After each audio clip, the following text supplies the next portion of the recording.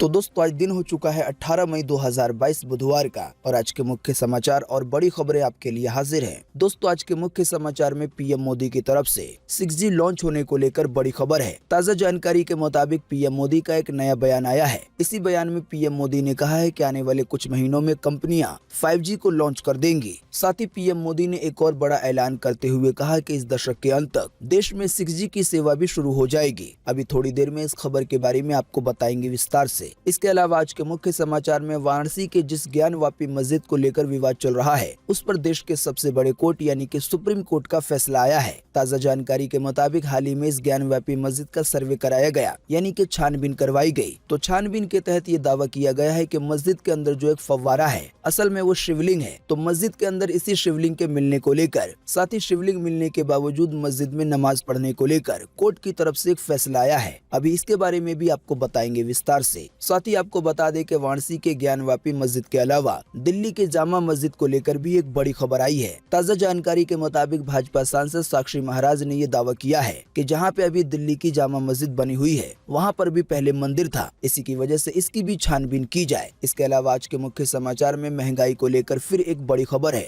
ताज़ा जानकारी के मुताबिक दुनिया भर में गेहूं के दाम में 60% की बढ़ोतरी हुई है। इसी की वजह से आटे के दाम में भी भारी बढ़ोतरी हो रही है। साथ ही बताया गया है आने वाले दिनों में इसका असर ब्रेड और नूडल पर भी पड़ सकता है। इसके अलावा आज के मुख्य समाचार में व्हाट्सएप के एक नए फीचर को लेकर बड़ी खबर है। ताज़ा जानकारी के मुताबिक व्हाट्सएप अभी एक ऐसे फीचर की टेस्टिंग कर रहा है जिसके आ जाने के बाद अगर आप ग्रुप से एग्जिट करेंगे यानी कि अगर किसी ग्रुप को छोड़ेंगे तो आपके छोड़ने का पता एडमिन के अलावा किसी को नहीं चलेगा। हालांकि अभी ऐसा नहीं है। अभी अगर आप किसी ग्रुप से एग्जिट करेंगे तो सभी मेंबर को इसकी जानकारी मिल जाती है। इसके अलावा आज के मुख्य समाचार में बरसात के मौसम को लेकर देश के कई राज्यों के लिए बड़ी खबर है। ताज़ा खबर के मुताबिक ये जानकारी साझा की गई है कि आने वाले किस तारीख से देश के किस राज्य में बरसात के मौसम की शुरुआत होगी। चाहे देश की राजधानी हो दिल्ली या हरियाणा या पंजाब या उत्तर प्रदेश या बिहार, सभी जगह को लेकर तारीख के हिसाब से ये जानकारी साझा की गई है कि देश के किस राज्य में किस तारीख से बरसात के मौसम की शुरुआत हो सकती है। जाहिर सी बात है जैसे ही मानसून शुरू होगा वैसे ही गर्मी से राहत मिलने लगेगी। इसके अलावा आज के मुख्य समाचार में पेट्रोल डीजल के दाम को लेकर, साथ ही में द कश्मीर फाइल फिल्म के OTT प्लेटफॉर्म पे रिलीज होने को लेकर, इसके अलावा थोक महंगाई 24 साल के उच्चतम स्तर पे पहुंच गई है इसको लेकर, साथ ही एक ट्रेन के अंदर बम रखे होने की सूचना मिली, इसको भी लेकर बड़ी खबर है। तो दोस्तों आज के इस वीडियो में हम आपको इन्हीं सब और इसी तरह की कई और बड़ी खबरों के बारे में बताने वाले हैं। इसी की वजह से वीडियो को थोड़ा सा भी ना भगाएं और देखें ध्यान से आखिर तक ताकि कोई भी जानकारी मिस ना हो। वीडियो में बढ़े आगे इससे पहले बस आपसे एक छोटी सी रिक्वेस्ट है कि वीडियो को लाइक कर दें और शेयर कर दें, क्योंकि आपका लाइक और शेयर करना ही होता है हमारी मेहनत का फल। तो आइए बिना देर किए चलते हैं सीधे आज की पहली बड़ी खबर की तरफ।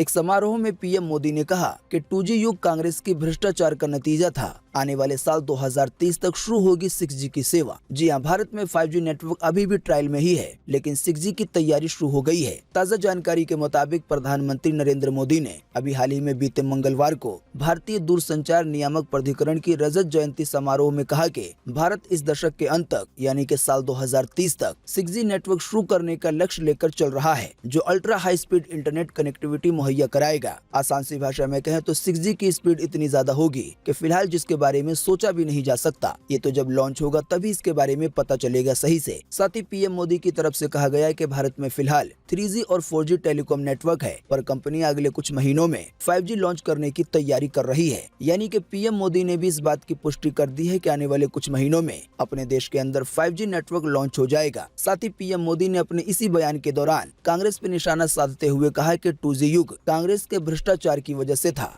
आइए चलते हैं अगली खबर की तरफ। ज्ञानवापी मस्जिद को लेकर आया सुप्रीम कोर्ट का फैसला। कहा शिवलिंग वाली जगह रहेगी सील, पर मस्जिद के अंदर नमाज पढ़ने की है इजाजत। हालांकि नमाज पढ़ने की परमिशन केवल 20 लोगों के लिए होगी। जी हां, बनारस की ज्ञानवापी मस्जिद के सर्वे को चुनौती देते हुए सुप्रीम कोर्ट में अंजुमन मस्जिद कमेटी द्वारा दायर याचिका पर बीते रोज सुनवाई की गई। दोस्तों वैसे आप नहीं जानते हैं तो आपको इन शॉर्ट में बता दें कि उत्तर प्रदेश के वाराणसी में एक ज्ञानवापी मस्जिद है, जिसको लेकर हिंदू संगठन की तरफ से ये दावा किया गया कि ये पहले मस्जिद था जिसको लेकर ये दावा किया गया है कि मुगल के जमाने में ये मंदिर था पर इसे तोड़कर मस्जिद बनवा दिया गया। वैसे जो लोग नहीं जानते उन्हें हम बता दें कि इस मस्जिद का मामला भी कई सालों से चल रहा है, पर अभी हाल ही में कोर्ट की तरफ से ये परमिशन दी गई कि इसका सर्वे किया जाए, यानी कि छानबीन करके पता लगाया जाए कि ये असल में मस्जिद है या मंदिर है। तो अभी हाल ही में जो सर्वे किया गया है उसमें एक फव्वारा मिला है। अब मुस्लिम संगठन की तरफ से कहा जा रहा है कि ये फव्वारा है, लेकिन फव्वारे के अंदर एक ऐसी चीज मिली है जो कि देखने में शिवलिंग लग रही है। इसी की वजह से हिंदू संगठन का कहना है कि ये शिवलिंग है। हालांकि दोनों पक्षों में से फिलहाल किसकी बात पूरी तरह से सही है अभी ये फैसला नहीं हो पाया है, लेकिन देश के सबसे बड़े कोर्ट की तरफ से कहा गया है कि फिलहाल संतुलन वाला फैसला यही है कि जिस फव्वारे को शिवलिंग समझा जा रहा है या अगर वो सच में शिवलिंग है तो उस वाले एरिया को सील कर दिया जाए, लेकिन मस्जिद में नमाज पढ़ने की परमिशन अभी भी होगी। हालांकि साथ ही में ये कहा गया है कि नमाज पढ़ने की परमिशन केवल 20 लोगों के लिए होगी। अब आने वाले दिनों में ऐसा हो सकता है कि इस मस्जिद को लेकर और ज्यादा छानबीन की जाए, तो उसके बाद शायद ये पता चल सकेगा कि ये सच में मंदिर था या मस्जिद है। साथ ही में आपको एक और जानकारी दे दें कि देश के अंदर अभी एक ऐसा कानून है जिसके तहत किसी मंदिर को मस्जिद में या किसी मस्जिद को मंदिर में नहीं बदला जा सकता। मंदिर मस्जिद के अलावा भी अगर कोई दूसरा धर्म स्थल है तो उसको किसी दूसरे धर्म स्थल में नहीं बदला जा सकता। इसकी पूरी जानकारी अमरउजाला.com की तरफ से साझा की गई है। देखें इस कानून को लेकर अगली खबर में। आइए चलते हैं अगली खबर की तरफ। क्या है वो कानून जिसकी ज्ञानवापी मामले में हो रही है सबसे ज्यादा चर्चा? आइए बताएं इसके बारे में। दोस्तों जैसा कि अभी हमने आपको बताया कि देश के अंदर एक ऐसा कानून है जिसके तहत किसी भी मंदिर को मस्जिद में या मस्जिद को मंदिर में कन्वर्ट नहीं किया जा सकता, और ये कानून जाना जाता है पूजा स्थल कानून 1991 के नाम से। बात यह है कि सन 1991 में उस समय के प्रधानमंत्री PV नरसिम्हा राव सरकार ने पूजा स्थल कानून लेकर आई। इस कानून के मुताबिक 15 अगस्त 1947 से पहले अस्तित्व में आए किसी भी धर्म के पूजा स्थल को किसी दूसरे धर्म के पूजा स्थल में नहीं बदला जा सकता। अगर कोई ऐसा करने की कोशिश करता है तो उसे 1 से 3 साल तक की सजा हो सकती है और साथ ही में जुर्माना हो सकता है। जिस समय ये कानून देश के अंदर बनाया गया उस समय अयोध्या का मामला कोर्ट में था, इसीलिए बाबरी मस्जिद और राम मंदिर का विवाद इस कानून से अलग रखा गया। हालांकि इसके अलावा अब जो भी धार्मिक स्थल हैं जो कि 15 अगस्त 1947 से पहले बन गए हैं उनको इस कानून के तहत एक धर्म से दूसरे धर्म में नहीं बदला जा सकता। आसान सी भाषा में ऐसे समझ सकते हैं कि आज अगर किसी मस्जिद के बारे में ये पता चल जाता है कि पहले ये मंदिर था मुगलों के जमाने में, तो इस कानून के तहत आज की मस्जिद को मंदिर में नहीं कन्वर्ट किया जा सकता। हालांकि आने वाले दिनों में देश का सबसे बड़ा कोर्ट सुप्रीम कोर्ट अगर कोई दूसरा रास्ता निकाल दे तो वो अलग बात है। मंदिर मस्जिद के विवाद को लेकर देखें एक और बड़ी खबर अगली खबर में। आइए चलते हैं अगली खबर की तरफ। जिस जगह दिल्ली की जामा मस्जिद बनाई गई है वहां भगवान विष्णु का मंदिर था। भाजपा सांसद साक्षी महाराज ने किया है ये दावा। उन्होंने कहा है कि यहाँ का भी सर्वे करवाया जाए, मिलेंगी मूर्तियां। जी हां, भाजपा सांसद साक्षी महाराज ने कहा है कि दिल्ली में जिस जगह जामा मस्जिद बनाई गई है वहाँ भी पहले मंदिर था। साथ ही उन्होंने कहा है कि यमुना नदी के किनारे विष्णु भगवान का मंदिर है। वो इस बात को वर्ष 2009 से कह रहे हैं, तब वो मथुरा के विधायक थे। आसान सी भाषा में कहें तो आने वाले दिनों में अगर साक्षी महाराज की बात मानी जाती है तो फिर दिल्ली की जामा मस्जिद का भी सर्वे करवाया जा सकता है। साथ ही आपको बता दें ज्ञानवापी मस्जिद या दिल्ली की जामा मस्जिद के अलावा भी अब जब इस तरह का मामला चल पड़ा है तो कई मस्जिदों या मंदिरों के नाम सामने आ रहे हैं। आइए चलते हैं अगली खबर की तरफ। भारत में अब भी 80% लोग चाहते हैं परिवार में बेटा। सरकारी सर्वे में हुआ है ये बड़ा खुलासा। जी हां, भारत सरकार के एक नए सर्वे के मुताबिक देश भर में लिंग अनुपात में तो बढ़ोतरी देखी गई है, लेकिन आज भी देश का एक बड़ा तबका बेटे की चाहत रखता है। जानकारी के मुताबिक जो सरकारी सर्वे करवाया गया है उसमें 80% लोग ऐसे पाए गए हैं अपने देश के अंदर जिनकी इच्छा ये है कि घर में कम से कम एक लड़का तो होना चाहिए। साथ ही बताया गया है कि इसके अनुसार बेटी की जगह बेटे को तवज्जो देना पारंपरिक सोच में व्यापक है, और ये वही सोच है जो कहती है कि वंश को आगे लड़का ही ले जा सकता है जबकि लड़की पराया धन होती है। तो दोस्तों इतनी ज्यादा तरक्की करने के बावजूद भी जो सरकारी सर्वे करवाया गया है उससे ये पता चला है कि सर्वे में शामिल हुए 80% लोगों की ये चाहत है कि उनके घर में कम से कम एक बेटा तो होना चाहिए। दोस्तों अगली खबर के बारे में बताने से पहले आपके लिए एक बड़ा सर्वे और एक बड़ा सवाल। अगर आप इसमें हिस्सा लेंगे और इसका जवाब देंगे तो इससे काफी कुछ पता चलेगा। दोस्तों जैसा कि अभी हमने आपको बताया कि देश के कई मस्जिदों और मंदिरों को लेकर कई तरह के विवाद चल रहे हैं, और साथ ही में हमने आपको एक कानून की भी जानकारी दी, यानी कि देश के अंदर सन 1991 में ये कानून बनाया गया कि 15 अगस्त 1947 से पहले जो भी धार्मिक स्थल बन गए हैं अब उन धार्मिक या पूजा स्थल को दूसरे धर्म में कन्वर्ट नहीं किया जा सकता। तो दोस्तों दोस्तों इसी के बीच आपको इसी वीडियो के नीचे कमेंट बॉक्स में कमेंट करके बताना है कि किसी मंदिर या किसी मस्जिद के बारे में ये पता चलता है कि पहले ये मस्जिद नहीं बल्कि मंदिर था, तो क्या उसे आपके राय के हिसाब से मस्जिद रहने देना चाहिए या फिर उसे हटाकर मंदिर ही बना देना चाहिए? इस पर आपकी पर्सनल राय क्या है? तो फटाफट से आप अपना जवाब इसी वीडियो के नीचे कमेंट बॉक्स में लिख डालिए। आपके दिए हुए जवाब से काफी कुछ पता चलता है। आइए चलते हैं अगली खबर की तरफ। दुनिया भर में गेहूं के दाम 60% बढ़े। भारत के एक्सपोर्ट बैन ने G7 देशों में हलचल मचाई। आने वाले दिनों में इसका असर आटा, ब्रेड, नूडल पर भी पड़ेगा। जी हां, देश में गेहूं के संकट को देखते हुए भारत सरकार ने इसके एक्सपोर्ट यानी कि निर्यात पे बैन लगा दिया है। दरअसल इस बार जल्दी हीट वेव यानी कि भयंकर गर्मी आने की वजह से गेहूं की पैदावार कम हुई है। वैसे आप नहीं जानते हैं तो आपको बता दें कि हमारा देश भारत इतनी गेहूं की फसल उगा लेता है कि वो भारत को भी पूरा हो जाता है, साथ ही उसे दूसरे देशों में भी एक्सपोर्ट किया जाता है। हालांकि इस साल गेहूं की पैदावार कम हुई है, इसी की वजह से सरकार की तरफ से इसके एक्सपोर्ट पे यानी कि दूसरे देशों में भेजने पर रोक लगा दी गई है। जाहिर सी बात है, सभी सामान का ये रूल है कि अगर उसकी सप्लाई कम होती है तो उसके दाम बढ़ने लगते हैं। इसी की वजह से हाल ही के पिछले कुछ महीने में देखा गया है कि गेहूं के दाम में भारी बढ़ोतरी हुई है और गेहूं के दाम बढ़ने के कारण आटे के दाम में बढ़ोतरी हुई है। वैसे आपको बता दें, गेहूं का दाम केवल अपने देश में नहीं बल्कि दुनिया भर में गेहूं के दाम में 60% की बढ़ोतरी हुई है। 60% की बढ़ोतरी होने का आसान सा ये मतलब है कि अगर मिसाल के तौर पे पहले 10 किलो गेहूं का 100 रुपए देना पड़ रहा था तो अभी 160 रुपए देना पड़ेगा। तो देश के अंदर गेहूं के संकट को देखते हुए भारत सरकार ने इसके एक्सपोर्ट को रोक दिया है ताकि देश के लोगों को राहत मिले और गेहूं के दाम या आटा के दाम या इन चीजों से जो भी चीजें बनाई जाती है उसके दाम ना बढ़े। आप हमारे अगर रोजाना के मुख्य समाचार देखते होंगे तो आपको पता होगा, हमने ये जानकारी दी थी कि आटा के महंगा होने से या गेहूं के महंगा होने से इनसे जो चीजें बनाई जाती हैं जैसे कि बिस्कुट वगैरह या ब्रेड वगैरह, उसके दामों में भी बढ़ोतरी का अनुमान है। साथ ही एक और जानकारी ये आई है कि भारत के कदम का दुनिया भर में असर दिखने लगा है, यानी कि गेहूं के भेजने पे जो रोक लगाई गई है तो उसकी वजह से दुनिया के कई देशों में ब्रेड और नूडल के दाम बढ़ गए हैं। आप में से जो लोग नहीं जानते उन्हें हम बता दें कि Bangladesh, Nepal, UAE, Sri Lanka, Yemen, Malaysia, Oman, Indonesia, Qatar, Afghanistan, ये वो टॉप 10 देश है जहाँ पे सबसे ज्यादा अपने देश से गेहूं जाता है। आइए चलते हैं अगली खबर की तरफ। ग्रुप छोड़ने का पता किसी को नहीं चलेगा एडमिन के अलावा। जी हाँ, मेटा के स्वामित्व वाले स्टैंड मैसेजिंग ऐप यानी कि व्हाट्सएप में एक और बड़ा फीचर आने वाला है। दोस्तों आमतौर पे आप भी नहीं चाहते होंगे कि किसी व्हाट्सएप ग्रुप को छोड़ने के बाद सभी मेंबर को इसकी जानकारी मिले। तो ताज़ा जानकारी के मुताबिक अब व्हाट्सएप इसी समस्या का समाधान करने के लिए एक फीचर की टेस्टिंग कर रहा है। बताया गया है कि इस नए फीचर के आने के बाद व्हाट्सएप ग्रुप छोड़ने पर एडमिन के अलावा आपके छोड़ने का पता किसी को नहीं चलेगा, यानी कि ग्रुप में जो मेंबर हैं उनको पता नहीं चल पाएगा कि आपने ग्रुप को छोड़ दिया है। आइए चलते हैं अगली खबर की तरफ। बंगाल की खाड़ी में पहुंच गया है मॉनसून यानी कि बरसात का मौसम। आइए बताएं देश के किस राज्य में कब से शुरू हो सकता है बारिश का मौसम। जी हां, मौसम विभाग के अनुसार मॉनसून अगले 2 से 3 दिन में पूरे अंडमान सागर, अंडमान निकोबार द्वीप समूह में, साथ ही बंगाल की खाड़ी में छा जाएगा। आसान सी भाषा में कहें तो इन सभी जगहों पे बारिश का मौसम आ जाएगा। अब अगर बात की जाए देश के दूसरे राज्यों की कि बारिश का मौसम किस राज्य में किस तारीख से शुरू हो सकता है, तो फिलहाल जो ताज़ा जानकारी आई है उसके तहत ये बताया गया है मौसम विभाग की तरफ से कि 27 मई से 1 जून के बीच केरल में, लक्षद्वीप में, पुडुचेरी में और तमिलनाडु में बारिश के मौसम की शुरुआत हो सकती है। इसी तरह से 5 जून 2022 से कर्नाटका में, असम में और मेघालय में बारिश के मौसम की शुरुआत हो सकती है। इसी तरह से 6 जून से 10 जून के बीच महाराष्ट्र में, तेलंगाना में और सिक्किम में बरसात के मौसम की शुरुआत हो जाएगी। साथ ही 11 से 15 जून के बीच छत्तीसगढ़ में, बिहार में और झारखंड में बरसात के मौसम की शुरुआत हो सकती है। इसी तरह से 16 जून से 20 जून के बीच पूर्वी उत्तर प्रदेश में, गुजरात में, मध्य प्रदेश में और उत्तराखंड में भी बरसात के मौसम की शुरुआत हो सकती है, यानी कि मानसून आ सकता है। इसी तरह से 21 जून से 25 जून के बीच पश्चिमी उत्तर प्रदेश में, राजस्थान में, दिल्ली में, हिमाचल प्रदेश में और जम्मू कश्मीर में भी बरसात के मौसम की शुरुआत हो सकती है। इसी तरह से 26 जून से 30 जून के बीच पंजाब और हरियाणा में भी मानसून आ जाएगा मौसम विभाग के अनुमान के मुताबिक। आइए चलते हैं अगली खबर की तरफ।